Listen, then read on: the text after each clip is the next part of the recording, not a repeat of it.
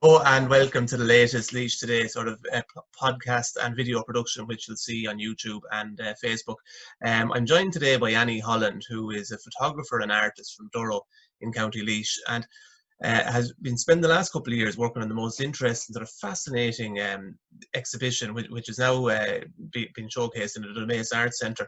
But it was Children of the Free State exhibition, photographic exhibition in the Donace at the moment. And this year, every single event in the world has either been cancelled or changed, and culture night in Laois is no different. But Annie in the background has been working on the Children of the Free State. You spent the last 2 years interviewing people who were born in the years after 1922. Annie, where did the idea come from, or what did it entail? Well, hello. Children of the Free State, as its name said, is children who are of the Free State, people who were born in around 1922 or just after, basically my parents' generation. And the idea came from just listening to my dad and listening to his friends and to my neighbours and really valuing the stories that I was hearing. You know, for the first time, I think my ears were open to these stories and just loving listening to them and wanting to document them. That's really where it came from, you know. How much time did you spend? Like, you've interviewed 13 different people, all sort of in the rural part around Durrow, Cullohill, Ballochmore. We see, in 2016, I did a project on 1916, and I was working with young people who were the same age as the rebellious people at the time. And then I just thought, when all the furore was over, I was like, well, what happened after 2000? Where did that feeling go? Yeah. And then I started to explore, you know, sort of the establishment of the Free State, the subsequent problems, etc.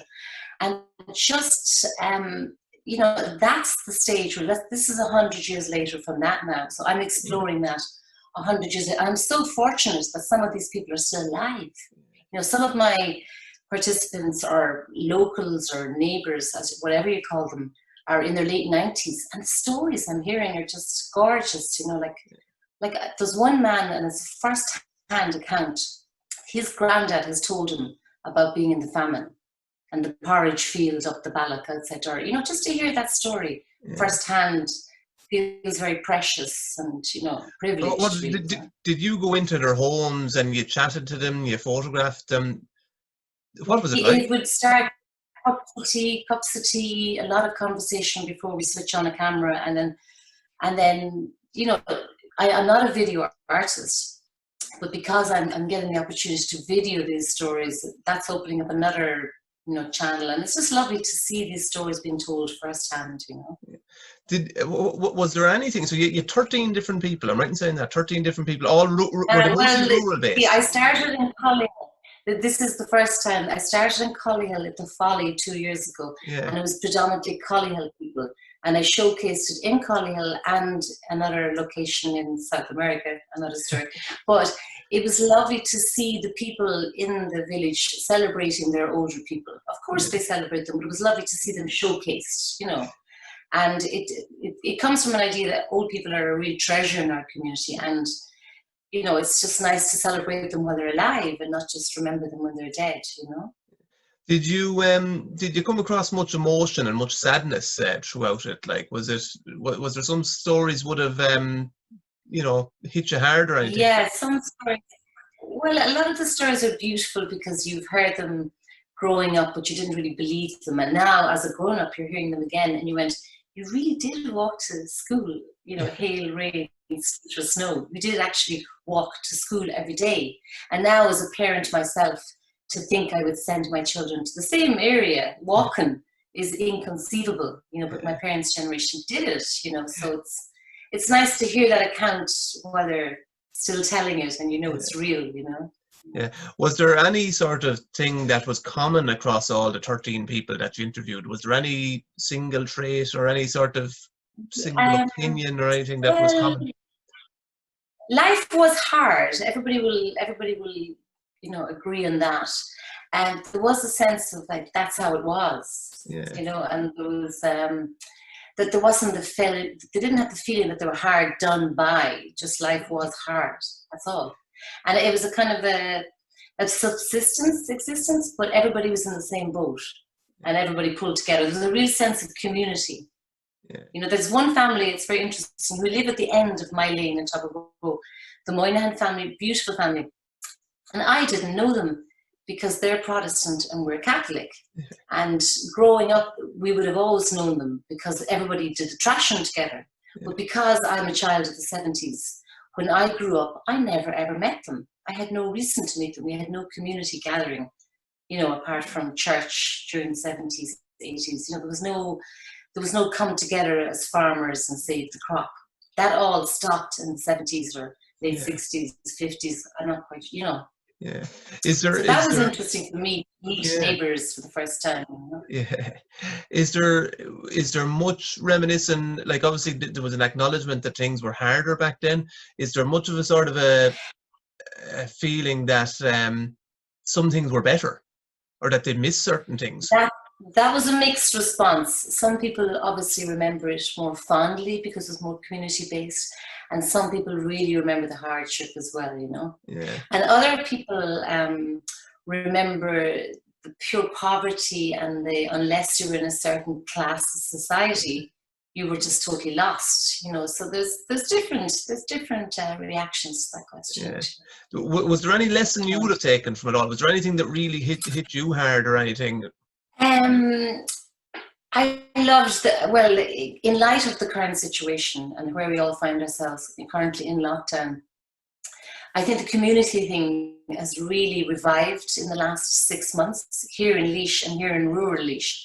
And some of the things that they talked about, they didn't know the neighbours, like they don't know their current neighbours. Yeah. They don't know who they are. They see 2 cars in a driveway and the 2 cars disappear every morning. They never see the children and the 2 cars are there all weekend. That's what one man told me, that story. And now I think the 2 cars thing, people do know their neighbours a bit more after the last 6 months. And in a sense, you know, that's an interesting return, you know. Yeah. And in light of that, I was really hoping to interview. Some of these interviews haven't been finished. That's why this is currently a photographic exhibition and not a photographic with video exhibition, because some of them haven't been finished. So we're hoping to invite some of these participants and some new ones to Abbeyleix Library in the coming months to discuss how they feel right now through COVID, you know. Yeah, that would be a very important one to record.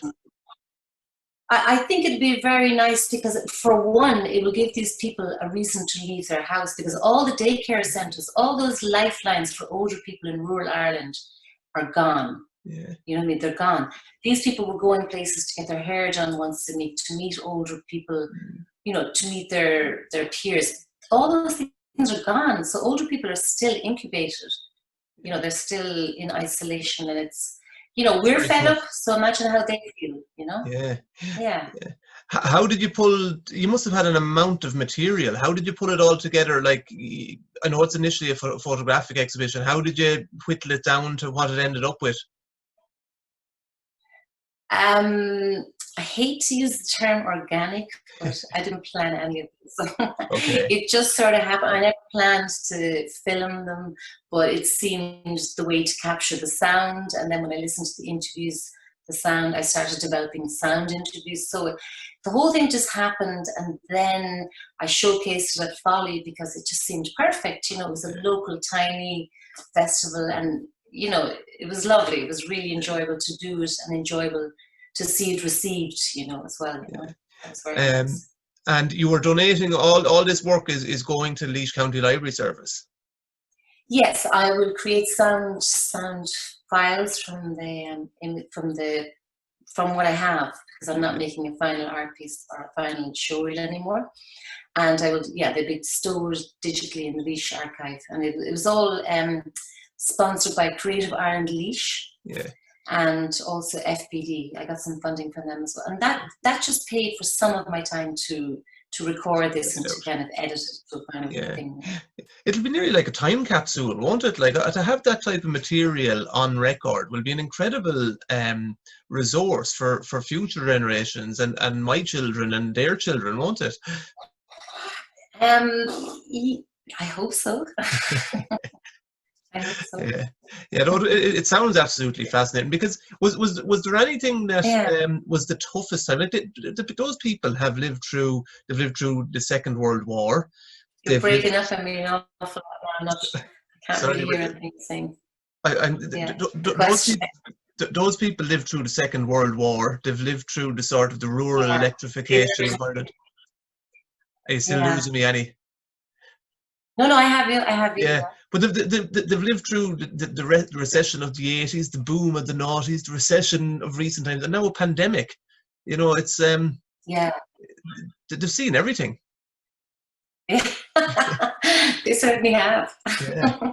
I wonder, will we, our generation of people, It'd be interesting that the COVID interviews will be interesting, and I hope indeed maybe if someone is listening to this show, because I've moved from Cullihill and this show is predominantly Durham and the surrounding area, and the library is in Abbeyleix where I will be interviewing some of my former participants about how they feel during this pandemic. So if there's anyone out there who knows somebody older in their community who would feel safe, I mean, Abbeyleix Library will be cleared, it'll just be me and the person I'm talking to. I'll use a long lens, we can distance.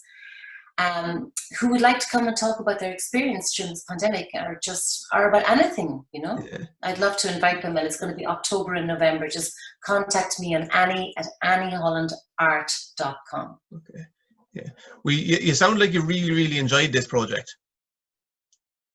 Well, it's my community, it's my environment, and I am enjoying it. It's true. I do value older people. I was very fortunate it just happened by chance. I ended up teaching an art class in Abbeyleix nursing unit when I first moved back to Laois.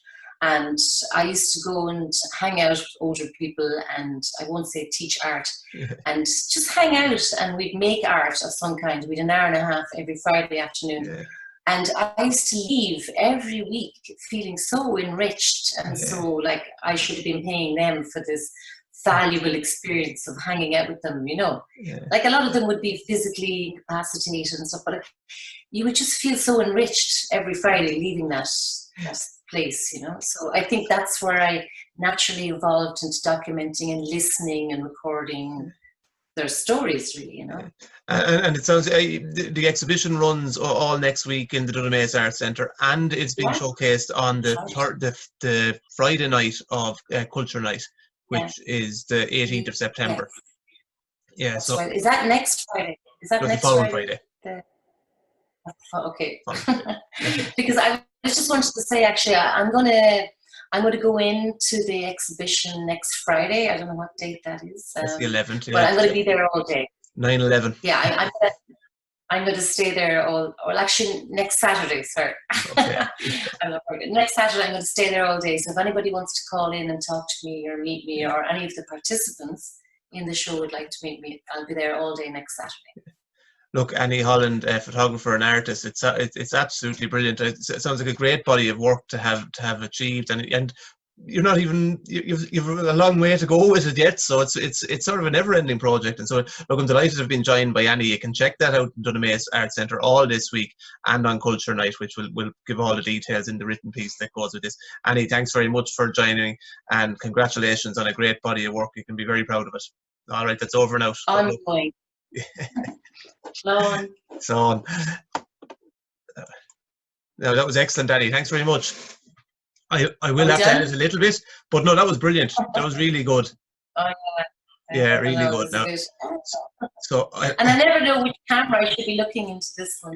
I'm the same. I look a bit crooked, but look, it's there's an acceptance out there in people that like technology has to be used, and so it's not perfect. The way broadcasting is this the way broadcasting is going now, Stephen? Possibly, yeah. Like I'm not overly fond of the video format. Like I prefer to record this and put it out just as a podcast. Yeah. But the creative Laois work like the video style. Look, it's social media likes video and that. I'm not convinced by it, but it's always sort of a mixture, you know. Like I watched some of the likes. But there is something kind of cool and fresh about it as well. It's like this is it. Like there is. It's people. Curiosity is a huge thing, and people love seeing who's talking to them. That's sort of like a big thing. So Yeah, no, it's just a balance. And probably nobody likes change, but it is like this whole thing. Like this time last year, we wouldn't have considered doing something like this, So like it is. And like it saves you hours of coming to meet me or me coming to Yeah, meet you. it's excellent in that regard. And like even Yeah. we did a sports podcast the other night, and we had a guy from Port Arlington who's in the army in Syria, and we were able to get him and do an interview with him for 10 or 15 minutes, and like previously that would have been just so. Even to get him on the phone would have been sort of difficult. It's just like it was just so straightforward, it just opens up a lot more possibilities, and it's a change that we've to embrace. I'll have a proper look at this, Annie. If I have any problems, I'll get back to you early on Monday, and we'll chat again. All right, I appreciate your time. We can reshoot. I'll tidy up. I'll be back in the office the next time I'm talking to you. Need to tidy up a good bit now. I'll talk to you again. Great stuff, Annie. Right, bye. Slán. No.